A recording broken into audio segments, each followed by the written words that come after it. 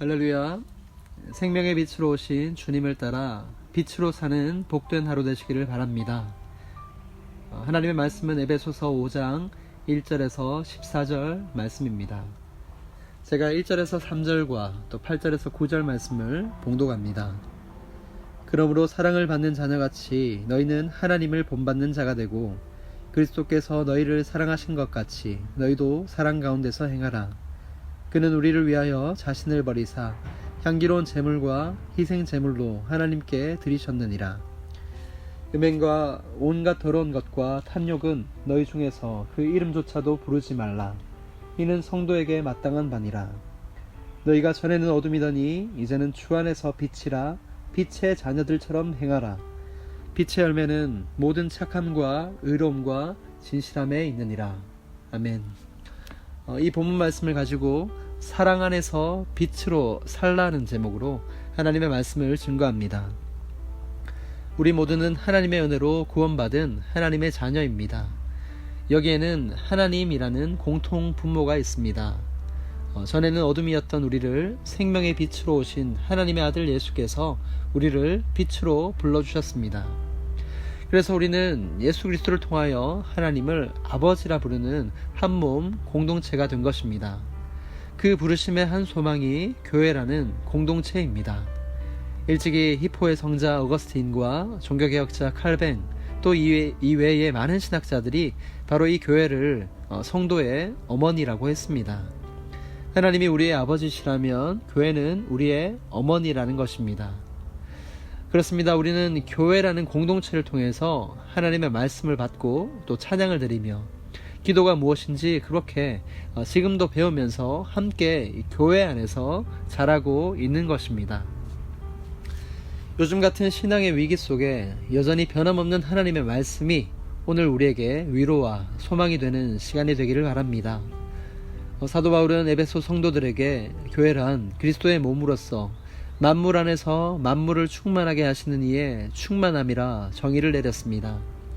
그리고 바울은 에베소 성도들에게 그들이 더 이상 이방인과 나그네가 아닌 그리스도 안에서 그리스도의 피로 인하여 하나님의 자녀가 되었다라고 선포했습니다.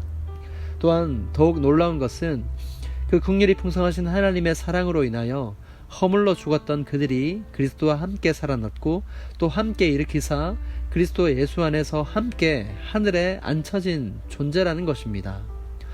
이 말씀이 감동으로 우리에게 다가오는 것은 2000년이 지난 우리에게도 살아있는 하나님의 말씀으로 이루어졌다라는 것입니다. 그렇습니다. 저와 여러분은 그리스도의 피로 인하여 죄사함을 이미 받았습니다.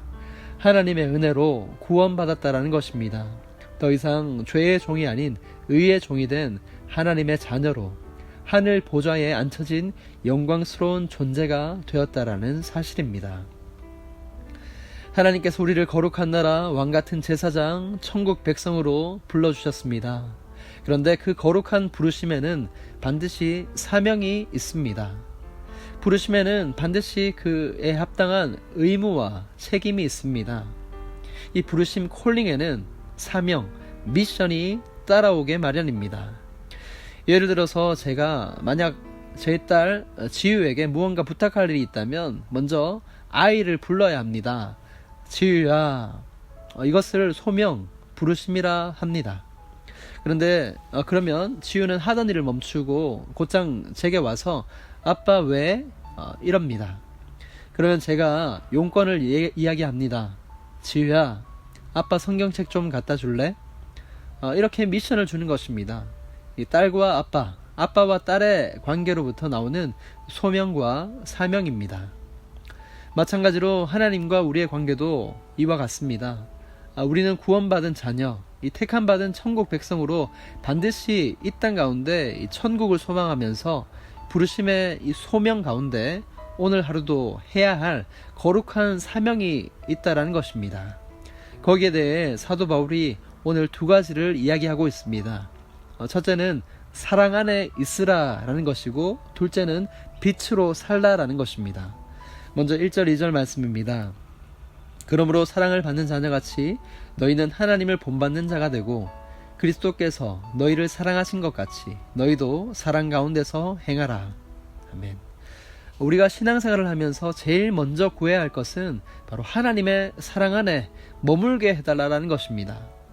예수께서 부활하신 후 자신을 배반한 베드로에게 나타나셔서 3번이나 물으셨던 질문이 바로 사랑이었습니다.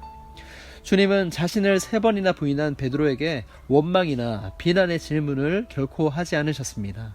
주님은 사랑을 확인하고 싶으셨던 것입니다. 그런데 그 질문에는 내가 여전히 너를 사랑하고 앞으로 너 베드로 너를 영원토록 사랑할 거야 라는 놀라운 하나님의 은혜가 숨겨져 있었습니다. 베드로는 그 질문과 답변 속에 제자의 정체성을 회복하고 후에 성령을 받아서 사도가 되어 내 양을 먹이라 라는 예수님의 미션을 일평생 신실하게 잘 수행한 아름다운 사도가 되었습니다. 신앙생활을 하면서 종종 우리는 착각을 합니다. 나의 믿음이 약해서 넘어진다라고 생각합니다. 내가 새벽 제단을 쌓아야 하는데, 내가 더욱 기도의 자리를 지켜야 하는데, 내가 말씀을 매일매일 읽고 묵상해야 하는데, 이런 식으로 무엇을 내가 해야지만 하나님의 은혜가 유지되고 스스로 참된 성도가 될 수 있다라고 생각합니다. 그렇게 스스로를 자신도 모르게 의무화시키고 율법적으로 종교화시켜버리는 잘못을 범할 때가 종종 있는 것 같습니다. 그런데 이것은 착각입니다. 내가 무엇을 해야지 믿음을 유지할 수 있고 참된 성도가 될 수 있다는 것은 예수님 당시에 주님께서 싫어하셨던 이 종교 지도자들 또한 제사장들과 바리새인 서기관이 될 위험성이 있습니다. 이렇게 신앙생활을 하면 자칫 종교생활로 변질이 되어서 딱딱한 의무만 남을 수 있습니다. 지킬 때는 교만해지고 또한 지키지 못하면 낙심케 되는 전혀 기쁨과 소망이 없는 이 종교의 굴레에 매이게 될 수 있습니다. 반복해서 말씀드리지만 구원은 전적인 하나님의 은혜입니다. 하나님의 선물입니다. 우리가 한 것은 아무것도 없습니다. 단지 우리가 할 일은 하나님이 행하신 그 일에 대해서 감사하고 찬양하는 것입니다. 주님을 믿는 일이 우리가 할 유일한 일입니다. 이 믿음은 내가 무엇을 하는 어떤 행위가 아닌 하나님의 신실하심을 인정하는 인격적인 동의와 또한 그에 따른 순종의 삶에 있다는 것입니다. 다시 말해서 사랑의 교제를 하는 것입니다. 여기에는 하나님을 향한 경외감이 있습니다. 무슨 말이냐면 하나님은 언제나 옳으시고 나는 틀렸습니다 라는 겸손의 고백이 늘 자리 잡아야 한다는 것입니다. 여러분은 하나님이 좋으신가요? 아니면 하나님의 축복이 좋으신가요?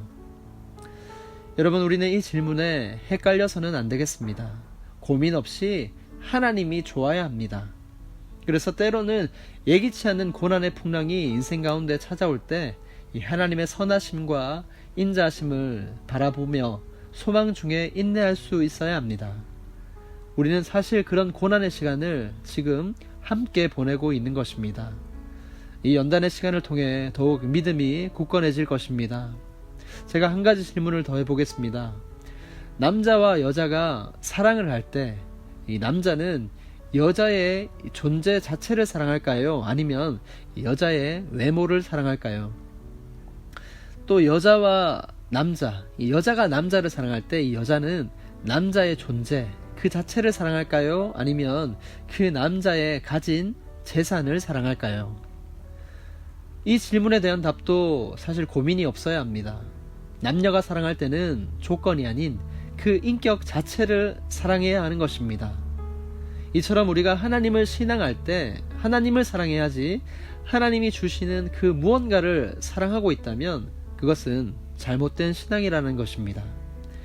바라기는 이 힘든 시기 가운데 선하시고 인자하신 우리 하나님 아버지를 더욱 사랑하시는 우리 모든 성도님들이 되시기를 축복합니다. 그 하나님의 신실하신 사랑 가운데 있어야지 우리는 비로소 서로 사랑할 수 있게 된다는 것이 이 바울의 첫 번째 권면입니다.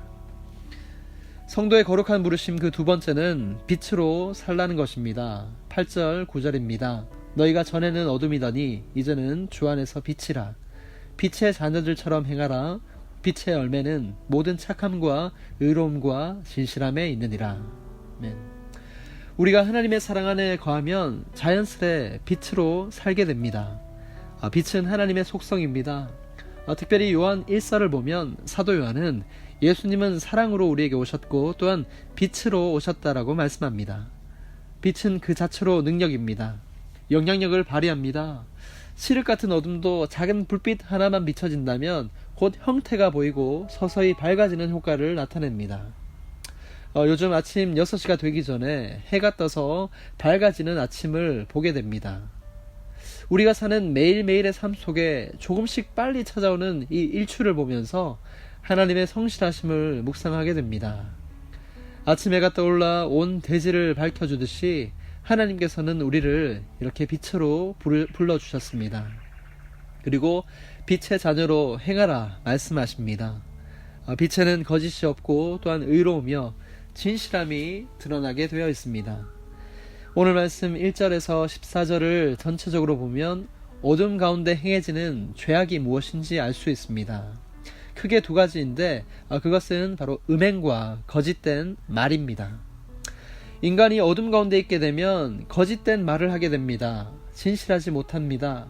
자신을 속이고 남도 속이는 그런 인생을 반복해서 살게 됩니다. 그리고 입술로 범죄하면서 결국에는 이 성적으로 타락하게 되는 것입니다. 이것은 단지 육체적인 죄를 넘어서 영적으로 범죄하게 되는 것임을 우리는 반드시 명심해야 합니다. 하나님께서 인간에게 주신 최고의 이 친밀감은 두말할 필요 없이 바로 성입니다. 그런데 이 성이 진정 부부 사이의 사랑의 행위일 때는 놀라운 하나님의 선물이 되지만 그렇지 않을 경우는 돌이킬 수 없는 덫이 될 수가 있습니다. 이 동서고금을 막론하고 이 성적인 타락은 끊임없이 이어져 왔고 지금도 더욱 혼란스러운 시대에 우리는 살고 있습니다. 이 빛으로 산다는 것은 이런 어둠에 타락한 죄악으로부터 벗어나는 것입니다. 빛으로 산다는 것은 이뿐만이 아닙니다. 어둠의 행위를 책망하는 이 적극적인 능력이 있습니다. 11절 말씀에 너희는 열매 없는 어둠의 일에 참여하지 말고 도리어 책망하라 라고 말씀합니다. 그렇습니다. 빛은 어둠을 몰아냅니다. 우리는 우리가 누구인가를 오늘도 생각해야 합니다. 우리는 빛의 자녀입니다.